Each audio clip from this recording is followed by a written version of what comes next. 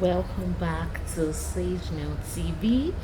It is a pleasure to have you here. Thank you so much for your comment, your like, and especially your sharing. My name is SAGENEL. I'm a certified professional, passionate counselor, teacher, author, amongst other things. You can find out more about me via the links in my description, in this video's description. Today, I want us to touch on what you should be prioritizing above marriage as a single woman. What you should be prioritizing above marriage as a single woman. This topic is important because there are still many people who think that because a partner has not come to them or they haven't gotten a partner to get married to, their life is not complete. While sometimes it may look like this topic and discussion is exaggerated, it is true. Recently in Lagos, Nigeria, a lady who was, I think they said about whether about 30 or 40 thereabouts, who had a career here in Lagos, committed suicide for the topmost, because I do not think everybody knows all the reason. Only the lady now knows the reason, and she's no longer alive. But the topmost reason that was shared is that because she had not gotten married and had children and all of that. So that one is one of the examples. What I usually even say is that's the one that the news carried. What about people who the news did not carry? And you don't have to die physically to know that you are dead. A person can literally be dead emotionally, spiritually, and otherwise, and that's the worst death actually, because you may think, or other people may think, that you are living and you are not alive anymore. So what are the things you should be prioritizing, or some of the things that you should be prioritizing above marriage? Number one, your relationship with God. Building your life around God and not God around your life. I'll say it again. Building your life around God and not God around your life.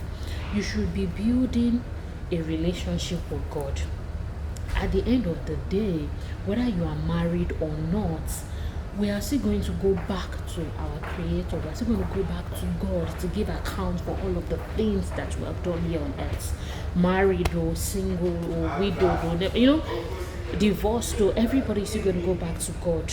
God is the one who created us. You didn't create rather yourself, and you are not self-made. So building or having a relationship with God, or building your life around God, is one of the most important things that you can do in your journey of your singlehood. But beyond singlehood, because many times, and even as a person who is creating educational content for you, I realize that sometimes we say, in your singlehood, some people now get married and think they're supposed to forget about these things. No, you're supposed to build that habit in your singlehood, and it's supposed to be a lifelong habit that now becomes a lifestyle for you. Do you get it? So make sure that you're building your life around God and you are in a relationship with Him. I'll say that again. Make sure you're building your life around God, and it takes more than just listening to this. You have to find out, what does it mean to build my life around God, and that I can help you with personally. If you send me a message, what does it even mean, say, to build my life around God? Or perhaps we can do a different video to cover that, whichever way it works.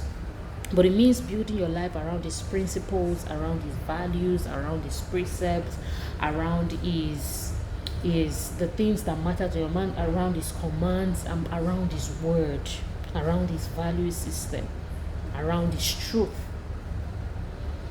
Number two is you're building your life around God. And one point that I wrote here is, when everything on earth is lost, you only have the gift of God in your life. Have you not heard of situations where people's spouses pass on, or people's children pass on? Have you not heard of it? Surely you've heard of it. In one way or the other, you have heard of it. So how do you think those people can cope if they do not have something higher than marriage? if the marriage is their beginning and the end, How do you think those people cope? They only cope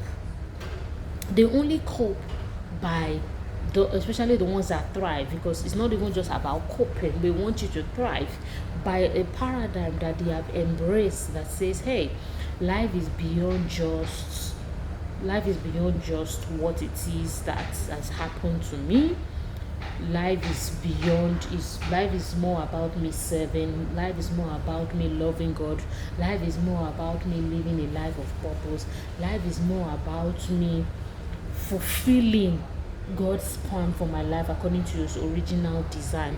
And challenges will come, but I'm going to be able to fulfill that path regardless, because whether the spouse is alive or the spouse is not alive, you are still going to have to give account to God. Whether a person, even if the husband and wife died together, let's say they died together now in an air crash or something happened to them, you're still going to give account to God. So I want you to please make God your life center and central, and make sure that you're putting God over living for a marriage partner, and watch him make you soar. Anyways, just watch him make you fly.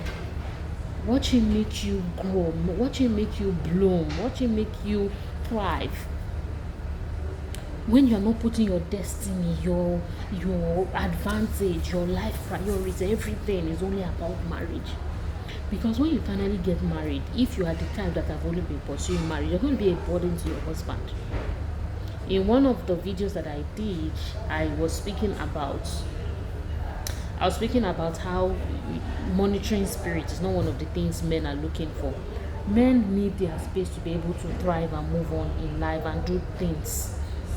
And even women, it's not only a men's thing. Even women, you want to be able to make sure that your partner trusts you and you can move around town and just do what it is that you've been called to do. If you're a wife to be that is only thinking of marriage for money, you don't have anything to do. When your man calls, you pursue him, because you call him in the morning by 11, by 12, and I've heard some stories like that. It's quite unfortunate. By 3, by 2, you don't have anything to do. Is to be calling him and texting him from money. Don't you have a life? So now get it so that it becomes a lifestyle when you are married. And I know that some people take this to the extreme, but may the Lord give you wisdom to hear what I'm saying. Thank you so much. That will be all for now. I'll see you in my next video. Do well to subscribe. Share your comments as well. What do you think? What is your experience? Share this with somebody, and like this video so you can help more people find out about the amazing educational content that we're putting out. My name is SAGENEL Manelade, and I'll see you in my next video. Do not forget that you can see me in previous videos that you have not watched yet.